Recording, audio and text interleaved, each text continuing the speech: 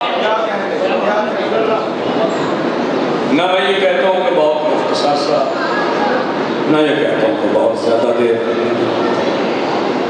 وہ اس لیے کہ ایک رسم ہو گئی ہے اور تقریریں رسمی طور پر کی جا رہی ہیں. آپ کو شاید اس سے اتفاق نہ ہو، لیکن تقریریں رسم سمجھ کے کی جا رہی ہیں. مقرر ہونا پیشہ ہے،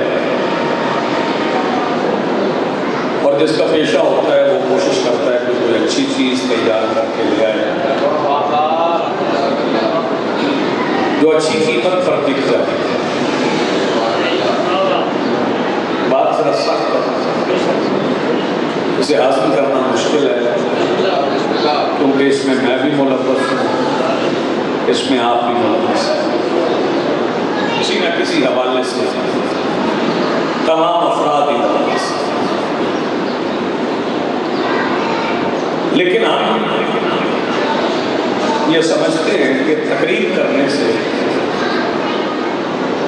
اگر کسی کی فکر نہیں بدلی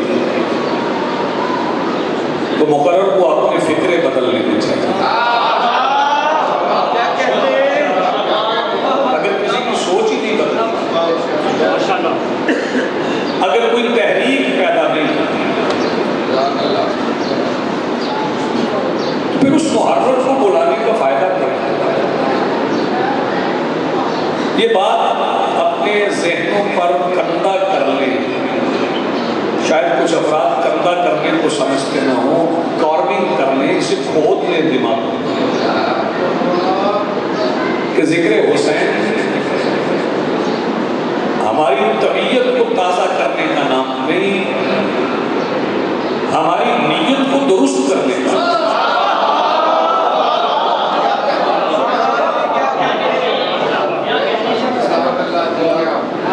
اگر کوئی بندہ یہ سمجھ رہا ہے کہ میں زمانے بھر کے تمام مسائل سے تھک گیا ہوں کہ مجھے ذہنی طور پر کچھ سکون چاہیے، تو میں مجلس سے اعلیٰ میں چلتا ہوں. مجلس سے اعلیٰ میں جا کے تازہ دم ہو کے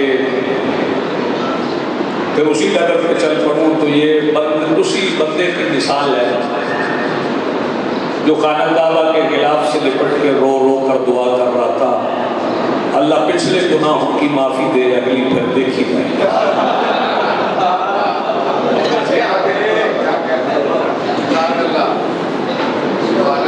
یہاں جو بات نکلتی ہے زبان سے، اس کا بھی کوئی باعث ہونا چاہیے، سبب ہونا چاہیے، کوئی وجہ ہونی چاہیے. جو آہ نکلتی ہے اس کی بھی کوئی وجہ ہونا چاہیے. اگر کوئی بندہ مظلوم کربلا کو اس لیے رو رہا ہے کہ وہ بے بس تھے، ان سے ہوا کچھ نہیں، وہ کر کچھ نہیں سکتے تھے، تو وہ اپنے کسی مرحوم پر رو لے.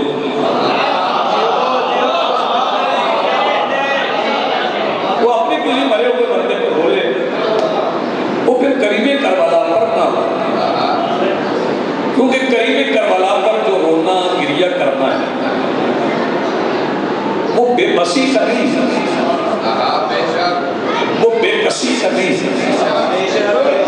وہ محرومی کا نہیں، وہ لاچاری کا نہیں. نہ وہ لاچار ہے، نہ وہ بے بس ہے، نہ وہ بے کس ہے، نہ وہ بیچارے ہے. جس کا چارہ نہ چلتا ہو اسے بیچارہ کہتے ہیں، جس کا بس نہ چلتا ہو اسے بے بس کہتے ہیں. میں ابھی آپ کی آوازیں سمیٹ لوں گا جو آپ ابھی تک چپا بیٹھے ہیں. جس کی حکم کا محتاج عباس جیسا جری ہو وہ بے بس کیسے ہو؟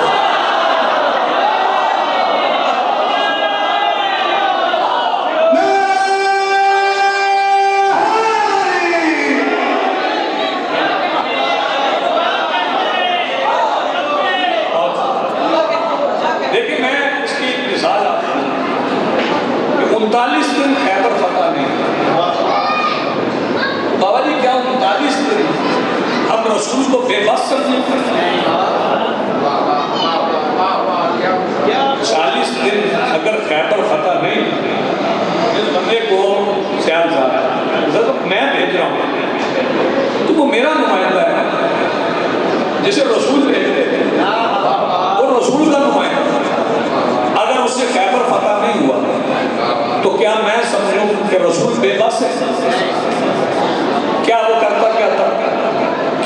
بولتا تھا، چہرہ دکھاتا تھا اور چہروں کے رنگ اڑ جاتے تھے.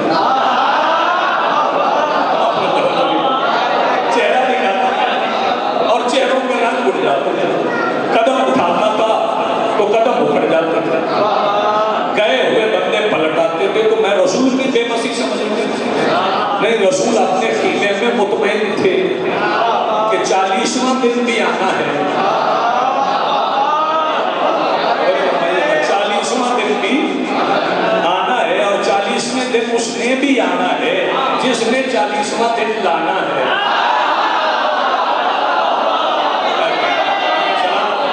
40واں دن اس نے بھی آنا ہے جس نے 40واں دن لانا ہے.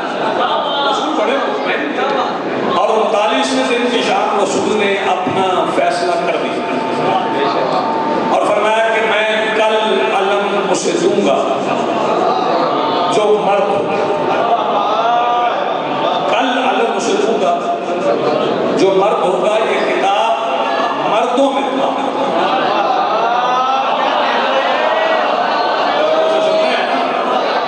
یہ خطاب مردوں میں تھا کہ کل علم اسے دوں گا جو مرد ہوگا. یہ رسول نے فرمایا. اگر کوئی بندہ ایسے بے بسی سمجھے رسول کی تو توہین رسالت کرے. بات یاد رکھیے گا، وہ جو 39 دن ہیں اس میں رسول کیا سمجھا رہے ہیں کہ جس نے جتنا بگاڑنا ہے بگاڑ لے. جب سنوارنے والا آئے گا تو وہ سنوار لے. میں غیبت کبریٰ کے پہلے دن سے لے کر ظہور تک کے وقت کو 39 دن سمجھتا ہوں.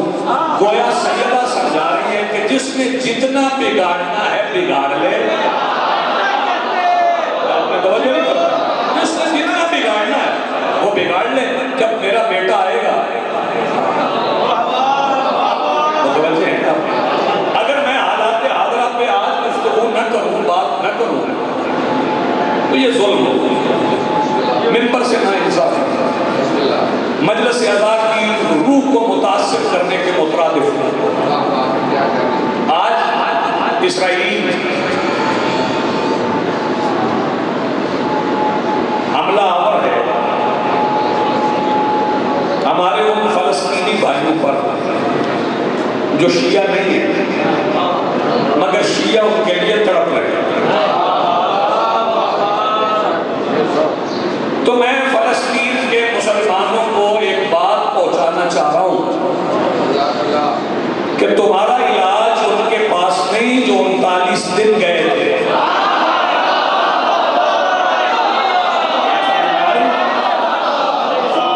تمہارے دکھ کا مداوا ان کے پاس نہیں جو 39 دن گئے تھے. تمہیں اگر اسرائیل کا مقابلہ کرنا ہے تو پھر انتظار کرو اس کا جس نے 40ویں دن آ کے یہودیت کا تن اٹھایا. لیکن ایک بات آپ یاد رکھیے گا، جتنے میرے محترم سامعین ہیں یہاں موجود ہیں یا بات کہیں پہنچائیں گے، مجھے شدید دکھ اور کرب ہے اس بات کا کہ مجلس اعضاء کی حیت، مجلس اعضاء کا مقصد قطعاً یہ نہیں ہے کہ ابا جی نے کروائی تھی تو میں نے کروانی. ہاں، یہ رسم ہے، اگر میں نہ کرواؤں گا تو بے عزتی ہوگی. اگر بے عزتی کے خوف سے مجلس کروا رہے ہیں تو پھر چھوڑ دیں. ہاں، اس نیت سے مجلس کروائیں کہ اگر میں نے حسین کا ذکر کیا تو عزتیں دینے والا میری عزت کرے.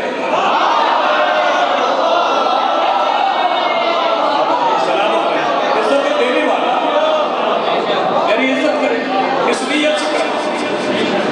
اور اگر اس بات سے خوف ہیں کہ میں اگر کوئی ایسا ذاکر بناؤں گا جس کے نام پہ بندے نہیں آئیں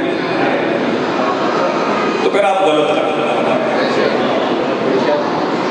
پھر پہلے شیعہ ہو جائیے پھر مجلس کا.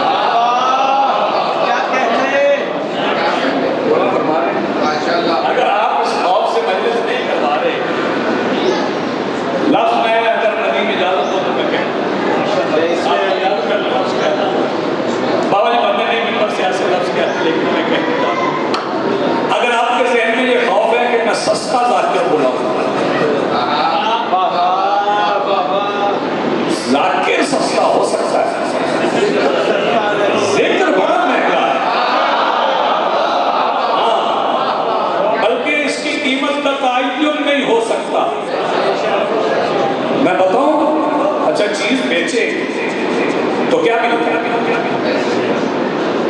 پیسے ملیں گے، اس سے آپ کو چیز خرید، نماز پڑھیں گے تو جنت ملے گی، روزہ رکھیں گے تو جنت ملے گی، اسی لیے رکھ رہے ہیں نا بندے، پہلے کھول لیں یا بعد میں، یا کھلا ہوا لے لیں،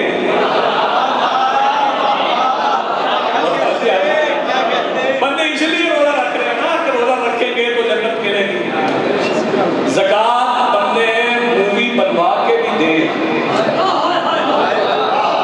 سیلفی بنوا کے بھی زکوٰۃ دیں تو دیتے تو جنت کے لیے، تصویر پہلے بنوا لی، خیرات بعد میں کرنا، توجہ فرمائیے۔ یہ سارا کچھ کس لیے ہوتا ہے؟ سارے اعمال کے بدلے میں جنت ملتی ہے، ذکر حسین کے بدلے میں جنت بنانے والا ملتا ہے۔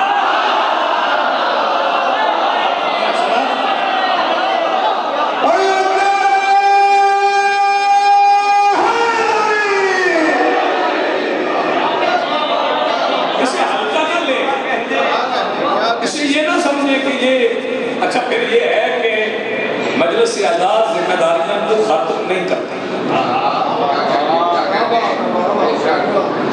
ایک بندہ ذرا توجہ سنے، میں معمول سے ہٹ کے بات کر رہا ہوں، مجلس اعداد ذمہ داریوں کو ختم نہیں کرتی، اضافہ کرتی۔ جو بندہ فوج میں بھرتی نہیں ہوا اس کی ذمہ داری نہیں ہے کہ وہ بارڈر پہ لڑے، اس پہ یہ فریضہ عائد نہیں ہے کہ یونیفارم پہنے، اس پہ یہ فریضہ عائد نہیں ہے کہ وہ صبح 7 بجے والی پریڈ میں شامل ہو۔ جو بندہ فوج میں بھرتی نہیں ہوا اس کی یہ ذمہ داری نہیں ہے کہ وہ حکومت وقت کے کہنے پر SOPs کا خیال کروانے کے لیے بازار میں آ جائے، وہ سیلاب میں ڈوبے ہوئے بندوں کو نکالنے کی کوشش کرے۔ جو بندہ فوج میں بھرتی ہوا ہی نہیں، مجلس اعداد ہی ایک آرمی ہے حسین بادشاہ، یہ سمجھ لو کہ جو بندہ مجلس اعداد میں نہیں آیا اس پہ فجر کی نماز اتنی واجب نہیں، جو مجلس اعداد میں آ گیا اس پہ دگنی واجب ہوگی۔ مجلس بھی سنتے ہو نماز بھی نہیں پڑھتے ہو، تھوڑے بندے بولے ہو، تھوڑے بندے بولے ہو، اس پہ زیادہ بندوں کو بولنا چاہیے، مجلس بھی سنی ہے اور نماز بھی نہیں پڑھی، مجلس بھی سن کے آئے ہو اور تمہارے ہمسائے میں بندہ بھوکا بھی سو رہے،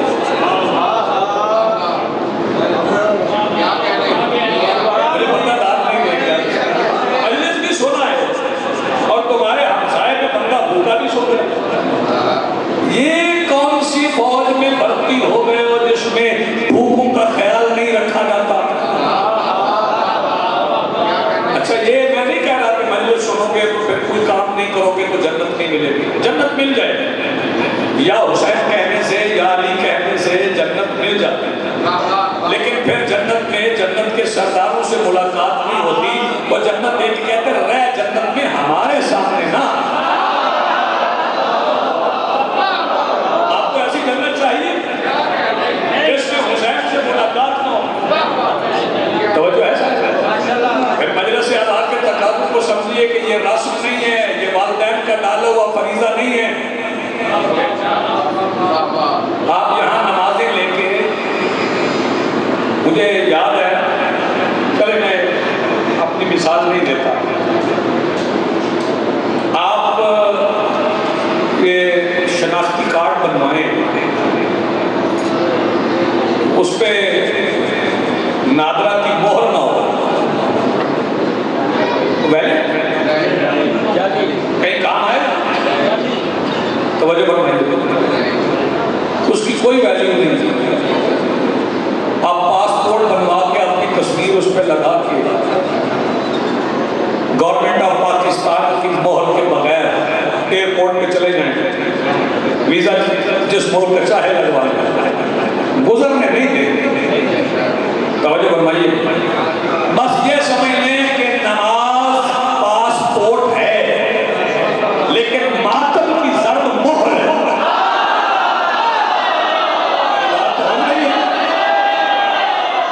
ماتم کی ضرب اس میں مہر ہے، وہ مہر لگوائیں،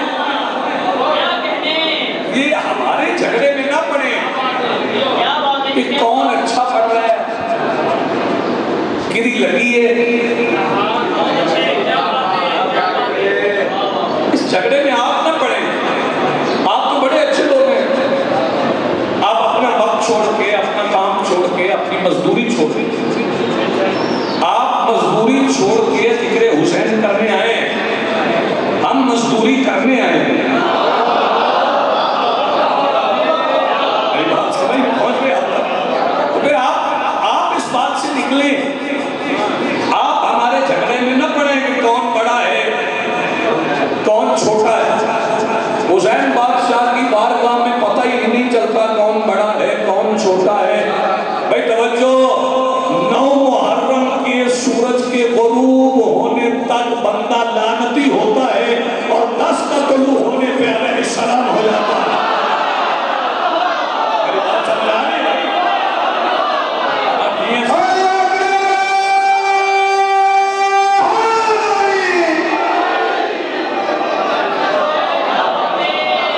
آپ آئیں بارگاہ حسین میں آئیں، مجلس اعلیٰ سمجھ کے آئیں، آپ ازائی کیفیت پیدا کریں، اپنے آپ کو عزادار بنا کے آئیں، اگر بنا کے نہیں آئے تو عزادار بن کے جائیں۔ یہاں آئے ہیں تو یہاں سے میری تقریر سے کچھ عاطف نہیں ہوتی، یہ جو فضا ہے نا مجلس اعلیٰ، اس کا نام کیا ہے؟ امام بارگاہ اس کے رضا۔ توجہ فرمائیے، نام ایک طرف رکھ دیں، امام بارگاہ ہے۔ آپ جانتے ہیں امام بارگاہ کسی نے؟ آپ نے کبھی غور نہیں فرمایا؟ بارگاہ جو کسی کا بوجھ اٹھائے اسے بارگاہ کہتے ہیں، بیٹھنے کی جگہ کو بارگاہ کہتے ہیں، جہاں امام بیٹھے اسے بارگاہ کہتے ہیں۔ آپ آئے ہیں امام کے بیٹھنے کی جگہ پر، یہ گھر ہے امام کا، یہ گھر ہے امام کا، اگرچہ ہم سب کے گھر جتنے بھی ہیں وہ سارے امام نہیں کرتے، ہم تو اس کے کرایہ دار ہیں، اور اس کا کرایہ کیا ہے؟ جس گھر میں آپ رہتے ہیں وہ امام لینے آئیں گے آپ سے؟ نہیں، کسی بھوکے کو کھانا کھلا دے، کرایہ ادا ہو جائے، کسی حاجت مند کی ضرورت پوری کر دے، چلیں یہ نہیں ہو سکتا تو کم از کم اپنی زبان سے کسی کو تکلیف نہ دے۔ حدیث رسول ہے، المسلم من سلم المسلمون عن لسانہ و یدہ، کہ مسلمان وہ ہے جس کی زبان اور ہاتھ سے دوسرے مسلمان محفوظ رہیں، جس کی زبان اور ہاتھ سے دوسرے مسلمان محفوظ نہیں۔ اقرا کہنے سے میں چاہتا ہوں کہ آپ بولتے بھی نہیں، اور بلوا لیتا ہوں ابھی، جس کی زبان اور ہاتھ سے دوسرے مسلمان محفوظ نہیں، وہ میرے صاحب مسلمان ہی نہیں، تو جس کی زبان سے خود رسول محفوظ نہ ہو، مجھے پتا ہے آپ بول رہے ہیں آپ یہ، لیکن میں جو باتیں کرنا چاہتا ہوں میں وہی کروں گا، ساتھ ساتھ آپ کو لے کے چلوں گا، سفر کرتے رہیں، جو جس مقام میں رہتا ہے اس کا کرایہ ادا کریں۔ شیعہ بڑے اچھے ہیں، لیکن کچھ شیعوں کو آپ منافق کہتے ہیں۔ کسی نے آپ سے بات چھپا لی ایسے، کوئی بندہ آپ سے ڈانٹ پڑا، آپ نے کہا دعویٰ کرو جی منافق، روٹین ہوگی، فلاں منافق فلاں منافق فلاں منافق فلاں منافق۔ میرے تیرے سے بات چھپانے پہ بندہ منافق نہیں ہوتا۔ حدیث رسول ہے کہ صرف علی کی ولایت کا منکر منافق ہے۔